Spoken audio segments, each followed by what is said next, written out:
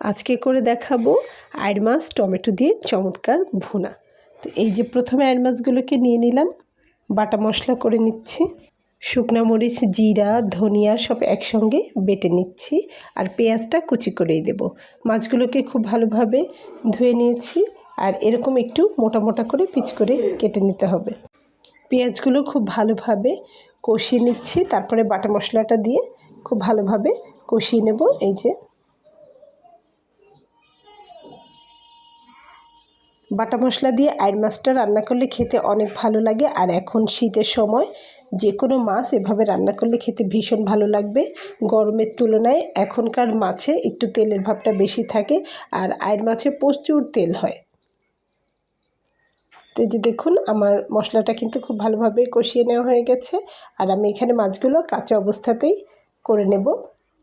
তো খুব ভালোভাবে ধুয়ে পানিটা ঝরিয়ে নিয়েছিলাম, আর মশলাগুলোকে খুব ভালোভাবে কষিয়ে নিচ্ছে, একদম ভাজা ভাজা হয়ে উপরে তেল উঠে গেছে।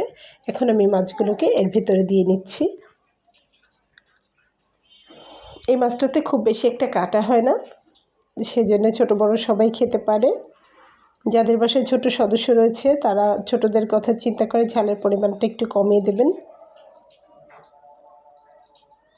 তো এই যে দেখুন, আমি এখানে 2 রকমের ঝাল ব্যবহার করব। আমরা একটু ঝাল ঝাল খেতেই ভালো লাগে। যে খুব ভালোভাবে নেড়ে চেড়ে নিতে হবে, তবে আলতো করে নেড়ে দিতে হবে। মাছটা হতে বেশি সময় লাগে না। তো এই যে দেখুন, আমি এখানে ফালি করা কাঁচামরিচ দিয়ে নিচ্ছি।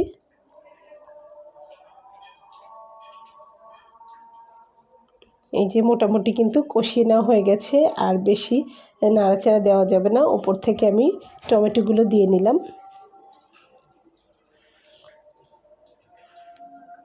টমেটোটা দিয়ে একটু হালকা করে নেড়ে চেড়ে দিয়ে 5 মিনিট অপেক্ষা করে তারপরে আমি এখানে ঝোলের পানিটা অ্যাড করে দেব।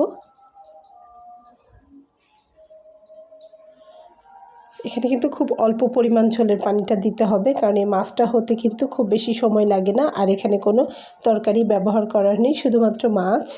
তো এই যে আমার একদম কষিয়ে নেওয়া কমপ্লিট হয়ে গেছে। এখন আমি এখানে ঝোলের পানিটা অ্যাড করে দিচ্ছি। খুবই সামান্য পানি আমি এখানে দিয়ে নিলাম। এই পানিটাই জাল করে নেব এবং সামান্য ঝোল রাখবো, একদম গা মাখা মাখা। খুব সুন্দর নেড়েচেড়ে চুলার আঁচটাকে একটু বাড়িয়ে দিতে হবে, আর এই সময়ে লবণটা চেখে দেখতে হবে।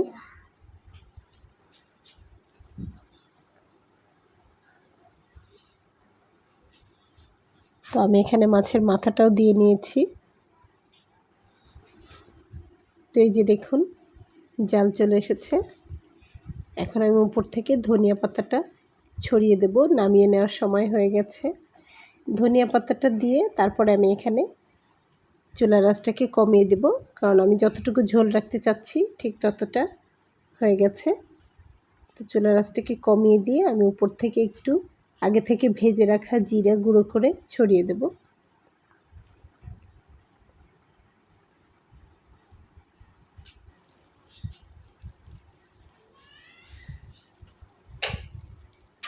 তো এই যে আমার রান্নাটা কিন্তু কমপ্লিট হয়ে গেল। আমি আপনাদেরকে প্লেটিং করে দেখাচ্ছি। আইড় মাছটাতে অবশ্যই জিরার গুঁড়োটা দিতে হবে, তাহলে অনেক সুন্দর একটা সুঘ্রাণ আসে। ধনিয়া পাতাটা তো এখন সিজনাল, সেজন্য দিলাম।